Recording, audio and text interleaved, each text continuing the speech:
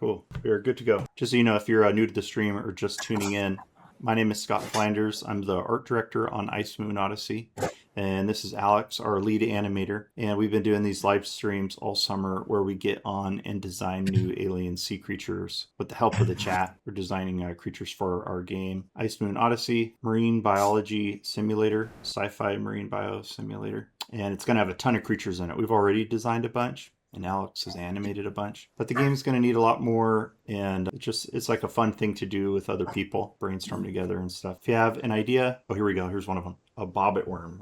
This was from Aiden Cable. Suggested a bobbit worm. So I'm going to start fresh here. Write that one down first. Aiden Cable. Thank you, Aiden. Aiden, I think you were the one, you're a marine bio student, correct? You left a comment telling me you're studying marine biology. And then I had one from Benny Ventura. Benny said he had a cool one too. Well, he really liked the ultra crab. Like, I was just kind of joking, like kind of messing around mentioning Ultraman the other day when we were streaming doing the crab. That actually is a pretty cool idea, an ultra crab. I don't know what that looks like a super huge crab. Ultra crab, and I think you had another one. Let's just start with that. Want to leave a suggestion, just leave a comment on the IMO Instagram account, or here, just drop it into the chat. If you're actually tuning in, drop it in the chat. That'd be best. Let's do the bobbit worm first. Aiden, appreciate the idea. That's cool. Alex, what are you animating today? I don't know what you're giving. Oh, you're not working on, is that guy done? The snail? Yeah. Okay, let's get you something then. Okay. You already did the mosquito fish? Yep, he's here. Okay, let's look at that really quick before I start then. How about this guy? This guy right here was pretty cool. Here's the choices, okay? Either this one, I'll give you two options, okay? This crescent-headed dude, and then how about from those two, Alex? All right, thank you. Okay, now I'm going to look up bobbit worm. Part of what I remember being cool about bobbit is it's like an ambush, like a pretty aggressive ambush predator. Hops out. It's really colorful. That part's interesting. That's kind of cool. The colorful, like rainbow quality of it. We've got something like that going on with our prismatic pea pod squid. It's just really pretty little, it looks literally like a little pea pod, and it's got this pretty prismatic pattern. But that'd be kind of interesting with a predator too. Like, it looks pretty when it comes out, but it jacks you up. Maybe the idea is it could do like a cobra thing where it comes out and, you know, it's pulsating with these lights. You know what I'm talking about? You ever seen that? Guy's like doing his thing, and the cobra's like, what if the bobbit worm does that with like color, like cuttlefish do, putting the crab in a trance before they strike? This thing would come up, prismatic bobbit worm, and would do this dance, and the colors would flash, and then creatures around it would get stunned or lured to it, like hypnotized. There we go. That's the word I'm looking for, hypnotized. Like Ka in the Jungle Book, the big snake. What if the worm did this, does its colors, and if you get too close to it, it's like a tractor beam that like pulls you in, and you have to do something to try to break from it. That's pretty fun. Okay, let's do it. I like it. Kind of a crazy idea. I'm going to pull in my reference to remind myself of our little idea there. Alec, if you're going to make a creature undulate or dance, like imagine a big worm or like a tall, skinny creature kind of dancing, it would be better to draw the initial concept straight, more like a T-pose in a video game, or would it be better to actually draw it with the curve in it initially? What would help you more? Generally, the closer you are to the final product is better, because we're not in a big pipeline, so we don't really need to have those many views for a single creature. So I'd say it curved already, with a pose already, basically.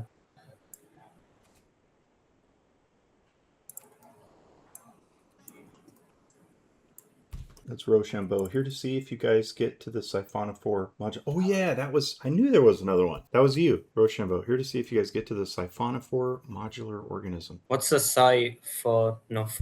Siphonophores are these, I was just watching something about them last night. They're like this colony creature, so I think somewhat related to jellyfish, right? There's all kinds of variations of them, but it's like this, imagine like a tiny, almost like a grapevine of tiny creatures, and it makes this like long rope of thousands of these little creatures all linked up. It looks like a bunch of ribbon or something. They're very interesting, and apparently one was found in the real deep sea. Though it is more than one creature, it's a colony organism. It's like the longest animal that's ever been discovered. Over 150 feet long, like longer than a blue whale. This giant, unbroken spiral siphonophore creature. But someone in the chat, someone in the community who was watching the other day, had an idea for a modular, ones that could break off. Like basically a giant like centipede creature, and you could blast off parts of it or something, or collect parts of it. Imagine you're like collecting specimens or samples. That's a cool idea. We gotta help me remember that, Rochambeau. That'd be cool for a resource gathering type mission. Like what if the creature had some kind of property that could be used to create medicine? medicine for the fish. We have this like fish care system. We have to craft medicine. Right now, most of that medicine, those ingredients are going to come from bioluminescent coral clippings and things like bioluminescent sea slugs and stuff like that. But if there was a siphonophore that was always like reproducing in this chain, and you could like get little bits off it, collect off of it, you had to be careful of the front because you could get poisoned, but you could like pull off little bits from the back. That could be pretty sick. So let's come back to that. Anyways, okay,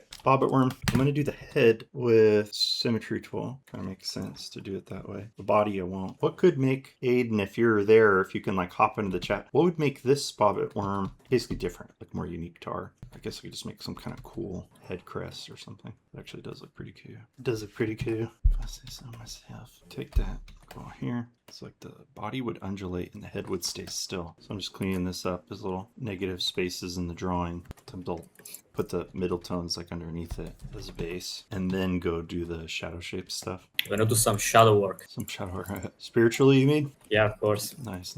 Work. They're like that. Or I could make it simpler. Hello, Kalini. Welcome to the stream. Hey, what's up, Christopher? He's got little arms, the bobbit worm, so this guy probably should too. Just make it look creepier. Let's grab this and the red. Maybe it should be the ends of the arms, Aiden, that would have, if I do the rainbow pattern thing later on, that would make it pulse. And that would go up and down the body almost like Christmas lights or something. A little bit of pattern, and then I need to make the little blades on the arms, teeth, mandibles. If you got ideas, just leave them in the chat if you want your idea featured in the stream. It's not necessarily a guarantee that all these are going to go in the game, because we got to make sure the ideas work, but part of this is like just for fun. I have a feeling that some of these will end up in the game. This one's pretty cool. I like this one. Not all of these from the streams have been especially cool. Some have been kind of lame. But Alex, your animations, they've been cool. They've all been really cool. Thank you. It's been fun working on stream once in a while. That's looking kind of cool. That was a good idea, Aiden. Thank you. The bobbit worm is cool. You have like a big,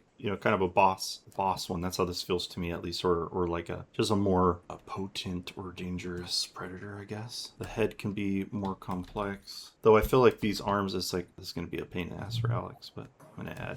What arms? You'll see. Sort of needs more. I'm grabbing some coffee. I'll be back in 2 seconds. Okay. All of these, just so you guys know, this is pretty close to the way the concept process would work. And usually there'd be a little more like back and forth before Alex would go animate them. But for the sake of the stream, to make them fun, we're going quicker. But I'll just show you. You might be interested in seeing this. Usually we take a little bit more time. Show you here. Creatures. Like these are concepts for some large, like grouper, large type fish. Just wanted some big fish. And there's an initial sheet of sketches, and then Will Wheatley, our concept artist, will kick those back and forth. Or, I did a big sheet like this, and we'll like draft the ones we think are the best, the most interesting, have the most potential. Another good example is right here. Here we go. We're doing these cave eels. They line the cave walls and canyons and stuff, little ravines, choke points, corridors, make it difficult for the sea bike to navigate. And just did a bunch of options. And this is like the same way I would do my initial thumbnail sketches for regular concept art for any other kind of project. We do it the same way here. And usually, Will and I will pass these back and forth. He'll block them in, like give him a brief or some ideas. Sometimes he does it on his own, and he'll do an initial sheet, and then I'll take those and do some, and then kick those back to him, and he'll finish them. Works pretty well. Eventually, we realized that we could just do the concepting low res, just draw them in the same game screen aspect ratio, like same resolution as the actual in-game assets. So we could just, if we concept something, get it really close. It's not going to take a lot of time until we can send it over to Alex and he can begin animating it. It just sort of tightens the pipeline, makes it a little faster when we do get it right. The whole project has had there's been a lot of concepting and build up to it. We've been working on this for 3 years, not full time. Alex has multiple indie games he's working on. I teach and do all kinds of stuff. So, we've all been working on this just really on the side. The first year was really just exploring the initial idea, seeing if we liked the team, see if we thought the project had legs, if we were excited about it. Then we started to get momentum, put more time into it. Then we got a programmer and things really started to come together. We've got a lot of concept art from the early days. A lot of that is just pencil drawings and stuff, finding our like rules, even though we break those rules a lot, but they exist and they help guide us for a majority of the creatures and majority of the world building. This guy, the Omnidens, that someone brought up the other day, this was the sucker whale I had mentioned. It's like a giant filter feeder vacuum type creature that moves along the ceiling, the underside of the ceiling. On glacialis, on all the ice moons, you're gonna have a ceiling. There's like an actual icy roof, an ice layer at the top, right? And then there's gonna be like a bottom. It's like if you were scuba diving in Antarctica or something under the surface, and you look up, there's like an ice ceiling above you. The idea here in this zone is there's a kind of inverted coral reef. Take a reef, flip it upside down, attach it to the ceiling. There's all these creatures living along there. And that's the first zone you explore, and the sucker whale moves along that area, sucking creatures like tiny microorganisms out of that icy ceiling part, hoovering them out. This is Taco Head. This one was less, it literally looks like a little taco. The one we went with ended up being more like this right here, this guy. Anyways, okay, here we go.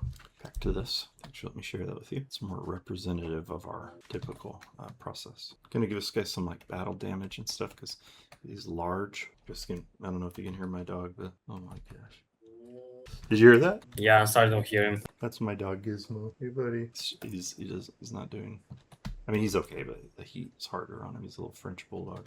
They are respiratorily impaired animals, little mutants. Okay, that's pretty cool. I think as a starting point, that was a good idea. Aiden, thank you. It was a good one. What I really want to do is get all my like creature designer friends to, I don't know, maybe it's like presumptuous to imagine they'd want to help out or something like that. But I think it'd be really fun to have everybody like design a creature for the game, their own creature, guys like David Lee and Allie Irwin and just, I don't know, much of my artist friends and former students and stuff. It'd be cool to there something designed by them that they would name. And any of you creature designers out there, if you want to get something in the game, obviously no pressure. I think it'd be fun if we had stuff by our friends. Okay. Yeah, I'm down with the squid. Wanna take a look? You're down with the squid? Is like, oh, that guy's cool, dude. Wow, you already did that? Man, you're fast. That's fun. I Well, like I it. just animate one part because That's good. it's symmetrical. Yeah, I like that. It's really good.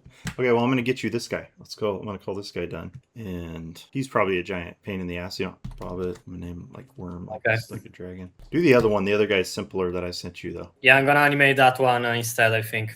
I'm sorry, but there's no way I can animate that in I know, in a the session. one we have. It's all good. Yeah, it's too big. Worm. He's kind of like a Worms are kind of. boss type creature. Okay, we did him. So our bobbit worm guy. That was good. Thank you, Aiden. The other two, Benny had the idea for, what was it? I wrote it. How would you think this thing will move? Because I have no idea what is this, like a fly? Is this like a squid, like a jellyfish? I don't know, bro. Like is this supposed to float, go horizontally? He's supposed to, like the ray, like the big black death ray. Treat him more like a ray. If you know, he's more like flying through the water, like gliding the other way. Turn him sideways, like you know the big ray did, the big black one, how he moves through the water.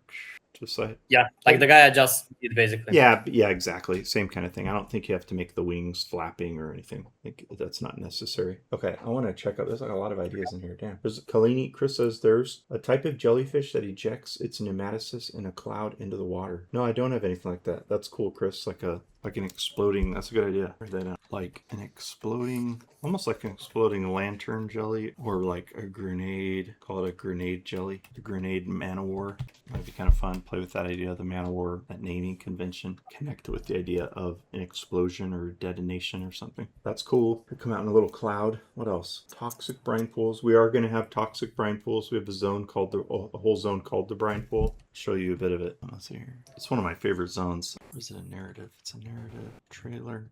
Final shots. Sheesh. Done so much work on this. I'll find it later. I've got some like recorded clips, but I've got some, at least I have some screenshots and stuff. This is like one of my favorite. Oh man. Oh, there we go. Cool. This is like probably one of my favorite zones. I think my favorites are Classic Cathedral, like the main blue one. It's the first zone you encounter. Hot Springs, that's the third zone. It's like a desert spaghetti western vibe. That's pretty cool. And then Brine Pool is kind of, shouldn't tell you too much about it, but it has hocus pocus, spooky, haunted house kind of vibe. I like it a lot. Fun music and colors and creatures, ectoplasm and, you know, bubble, toil and trouble kind of vibes. Like witches brew and cauldrons and ghost-like looking creatures. This is Hot Springs. Hot Springs is pretty cool. We're working on something pretty new, like a pretty important new feature at the moment. So I'm not gonna be showing gameplay footage probably for, I don't know, a couple weeks. Sort of a big change that a big addition to gameplay that's pretty significant and cool. I think it's gonna make the game feel a lot more complete, fleshed out. Conceptually, it was like a missing ingredient to our big ideas about the game. Yeah, I really like this one. It's kind of like the color palette and stuff. The first two really capture the feeling of being underwater, cool color palettes. It's really about establishing that fantasy of being on an ice planet. But after that's established, I like kind of open things up to some suspension of disbelief, and we get more playful and colorful and a little crazy. You know, there's no way it would look like this underwater, but the idea is to create the feeling, emotional feeling through color and an atmosphere of heat, a heat wave. It's like being on 405 at sunset headed west. That is as like a memory I have working in LA at Riot and driving for picking up my son and stuff, like heading back home to Playa del Rey, being stuck on the 405, just the sun like beating down you, but it's kind of beautiful at the same time. That's the vibe we're going for. 405 headed west. All my fellow, any of you listening, fellow rioters, fort rioters, fellow former rioters, you know the feeling. Being stuck with the sun in your face. Obelisks. Can't The talk sun? about it. No, yeah, the sun, dude, yeah. The where I used to drive, like, I spent a lot of time. I used to spend like 3 hours a day in traffic, dude. Just 3 hours a day. So I'd be like, Oh, okay, literally. Like I thought it was like a figure of speech. no, it used to be my life. It sucks. Literally with the A sun. lot of people do that, but I didn't accept. I don't want to do that shit forever. No way. That's part of why I left Riot, because just wanted to be closer to my little boy living in Huntington Beach. So now I like live a lot closer to him. But for a while I was commuting a lot, and it was just kind of crazy. If you really want to be an active parent, you have to be close. You can't be like doing this. I'll see you once a month or whatever bullshit. I want it to be. Yeah, they're gonna suffer. Yeah, they're gonna. That's right. So, anyways, okay. This is the trenches. Trenches zone. This one's pretty cool. It's like our deep sea environment. This one has a real like cat and mouse, spooky, scary feel. You're being hunted by creatures. A lot of everything's like a predator after you. There's a lot of hiding, cat and mouse camouflage. Anyways, okay, back to creatures. Toxic. So we got toxic brine pools, gas, or you could have a gas pocket in the ocean and a rock wall with eyeless predator insects inside. That's cool. That's interesting. You got some good ideas, Mr. Rochambeau. Let's do your siphonophore idea. I forgot. Benny, I'm sorry, I forgot. Oh, that was ultra crab. Damn, ultra crab sounds cool. Let's just quickly sketch in ultra crab, and then we'll get to siphon. That's another good place. Ultra crab. He was joking around because I was like doing the stupid Ultraman thing in the stream. And he's like, man, I'd like to see ultra crab, but then I was like, man, that actually sounds cool. I don't know if it's a boss or what. It's a big buff crab. So go here. He's got little legs. Got like super big claws. I'm not gonna spend a ton of time on ultra crab. I'm gonna do the siphonophore thing, but just want to sketch it in. Fun. Again, I'll do the drawing and then just fill in beneath it with the middle tone. Then flatten that and go back and paint like in the light areas where I don't really want like that feeling of a holding line. Like say at the top of the claws and the top of the head. I want that to instead feel something closer to painting, like a lit form, and then use the darks just to represent like either texture or occlusion shadows or like cast shadows, but I don't really want a holding line, a more traditional holding line. Okay, that, and let's do this as some kind of blaster or something, or some kind of big blasting gun thing. And let's do red eyes. This is what I mean. See, so like put it like this part, bring that back into light. And then I'll take all these parts and pull them into shadow. You just make the legs totally dark, just makes it easier. Can you hear the dog? So. Yeah, now, yeah. If you do something like gas cave with predatory insects, you could have something like the living bell spider leave the cave and chase after you for a bit with a gas bubble around its head. Well, that's fun. They do the thing with the bubble, the spiders. You know?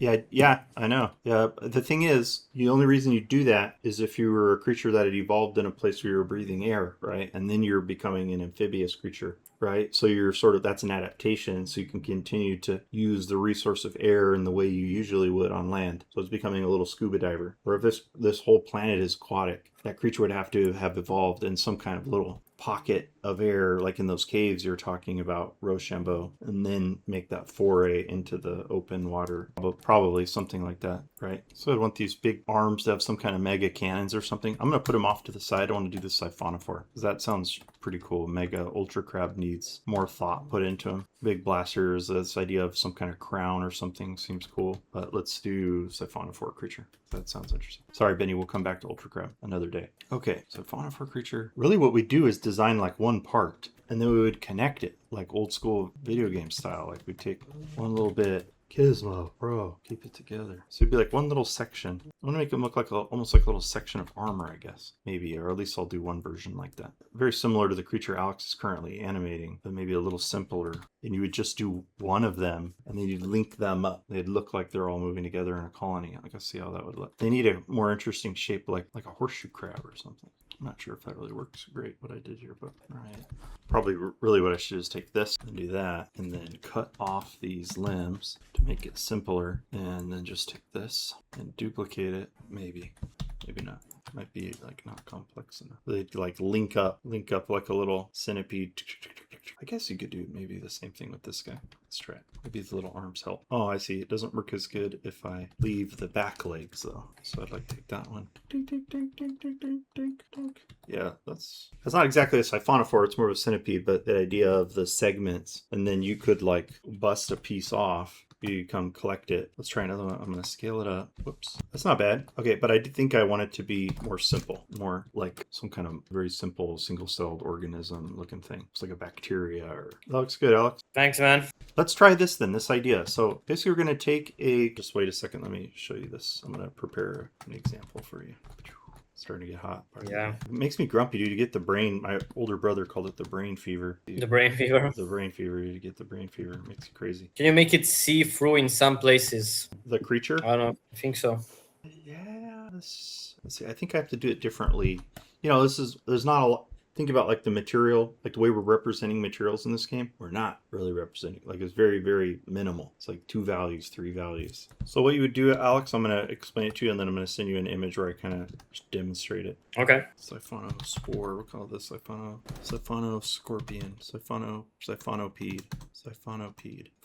Yeah, that sounds cool. Siphonopede. Just made that up. The siphonopede. Send these over to you. So one is the sprite itself. It's just like a simple single color, single value. It looks like a little tick or a little bug. And then the other sheet shows how. So you just animate that one part. You want to make it just look like it's. And then what we would do is connect them, duplicate them, and have them look like they're like a centipede crawling forward. And then in the game, what we do is have each one be able to be like taken off. Like use the vacuum to collect a specimen. You could pull one off the back and collect it. Doop, doop, and collect them. Like you could hypothetically collect all of them individually. Maybe you put them in your tank and you could make like a bigger and bigger worm. As you go back, you could add to it back in your aquarium. In the sub, was something fun there. You could find like an especially gigantic one out in the map. Definitely some cool ideas there. That's good. I think that could be, I think I could come up with like a better shape, but let's just run with this one for now. But I think that idea in general is really cool. So thank you, Rochambeau. So what's the things that come out of its body? Are they like... I think probably like little arms, like whoosh, little swimming arms. Like they're just going to do a little kick, like whoosh, simple kick. Okay,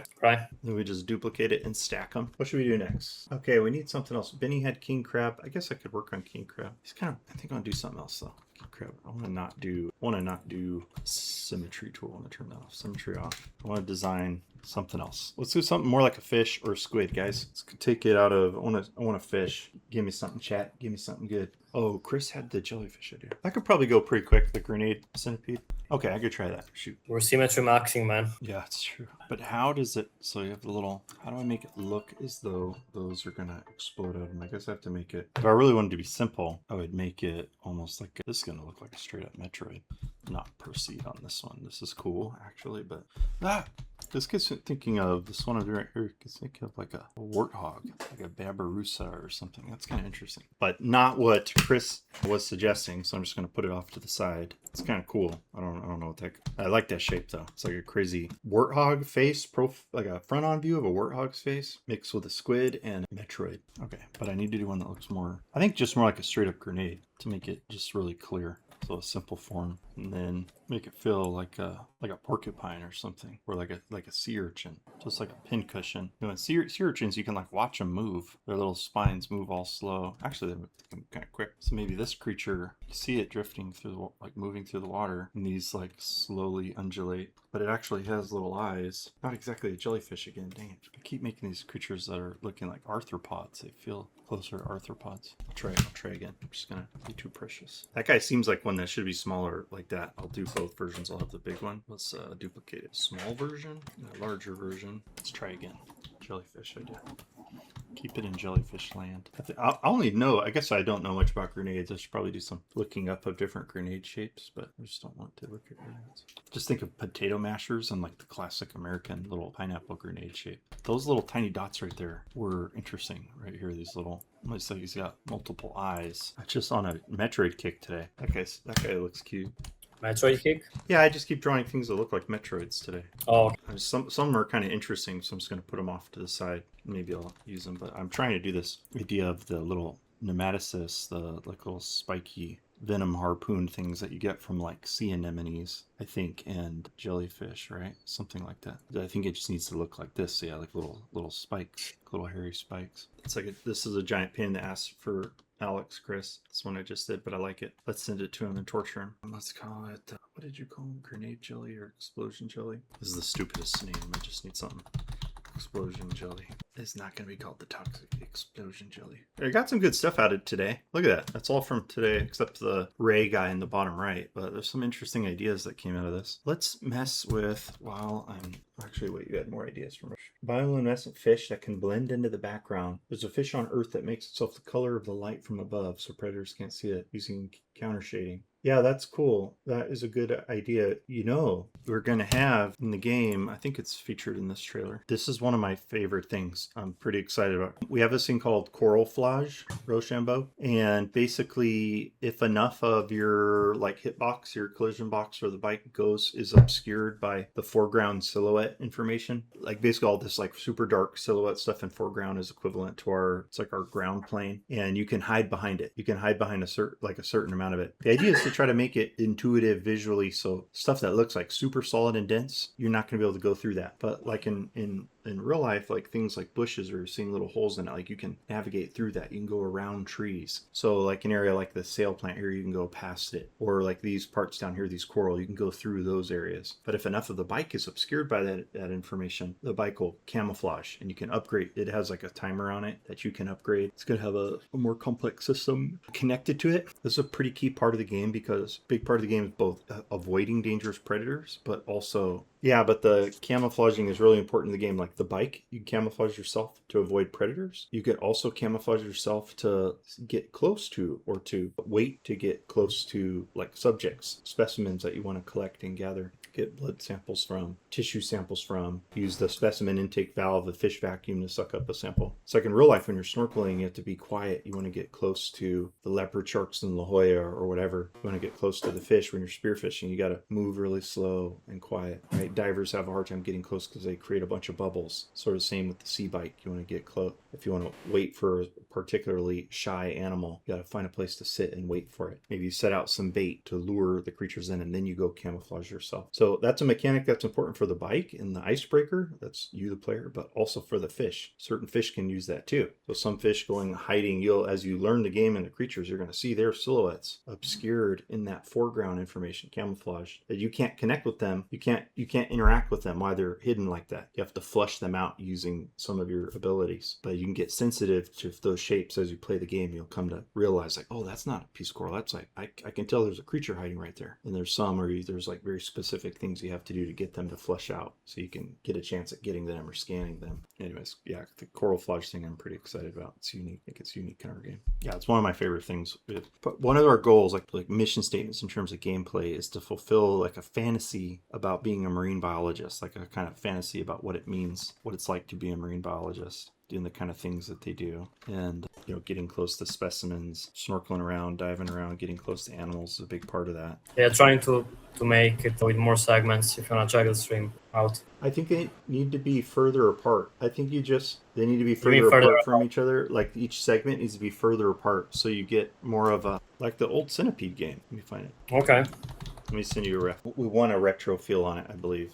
I can make it in 2 seconds, man. Check the screen. Okay, well, I just sent you a reference. Just basically more broken up, more simple, actually. Like this? Yeah, closer to that. Yeah. Okay. That's pretty cool. It does remind me of, yeah, it's like a mix of a Warthog and a Metroid. Super Metroid is the best game, I think. One of the best games ever made. It's definitely going to be an impact on an influence on how we build levels and handle secrets and world exploration. These parts look more like saws.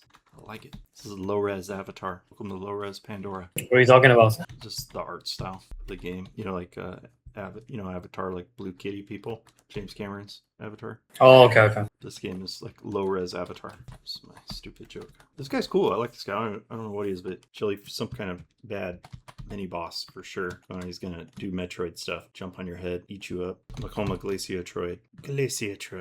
Glacialis is the name. If you hear me use that word, you don't know what I'm talking about. That's what we've named our icy moon. The idea in our game is that we've discovered a new icy moon orbiting the planet Neptune, and it turns out that this is the place where we first discovered some sign of life. That's where we've sent our crew on this expedition. Initially, we were going to set it on Europa, but we're like the Clipper mission is like a real mission headed to Europa right now, and it's going to be there in the year 2030, I believe. And my thought is, like imagine we get to Europa and there's like nothing there. It sucks or something. Like it's a massive disappointment. I don't think it will be. I think we'll probably find something. But yeah, just imagine we get there. Everyone's all excited. You think you're going to find life, and then there's really nothing there, or it's something very minimalistic and somewhat like of a disappointment. I feel like that just would not be cool for our game. Like we spent all this time making this thing, and then we go to Europa, we find nothing there, and then it's like very clear that I feel like that like detracts from the richness of the fantasy of this game. I want it to be evergreen. If we make it a place that does not exist, we can control whether or not there's life there.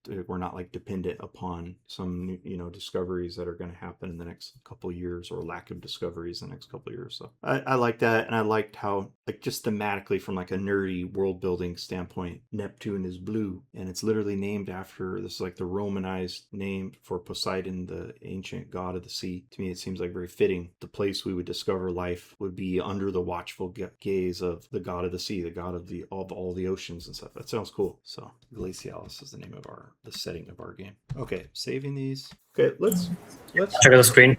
Yeah, and let's call it after this. Right. Yeah, that looks pretty good. It's like a bit stiff. I think what I would do is first animate just one of them, Alex. Is like you just animate one creature fully, get his full animation cycle, his full little... Well, I don't know how to animate it besides doing this, because it looks like an insect basically. Yeah. And I don't know how, like if it's a big segmented creature, it will like glide like a serpent. Serpents basically do this motion. Yeah. That will be the main way the big thing will move.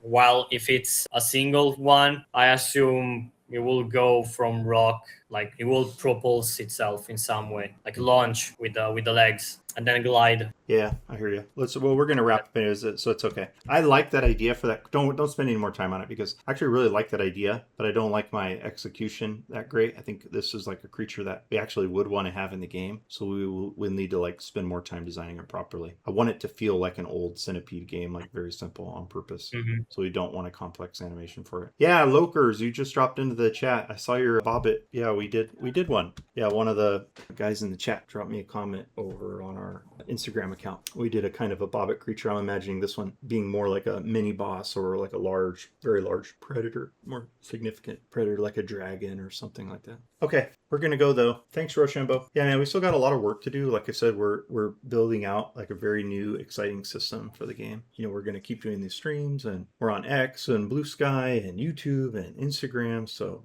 we're all over the place. We got our website, icemoonodyssey.com. We're up on Steam. Up on Steam if you could. This kind of, you guys know this, but this kind of stuff really helps us out. If you have any interest in the game, just want to support us on what we're doing, if you could go wishlist the game on Steam, that'd be really cool. We are also at, let's see here. Yes, you can go wishlist on Steam. And let me pull up. I'm going to drop these in the chat if that's cool with you guys. We're in our Kickstarter pre-launch phase, and the more followers, the better. Look at that. Only got 24 followers. That's pathetic, guys. Come on.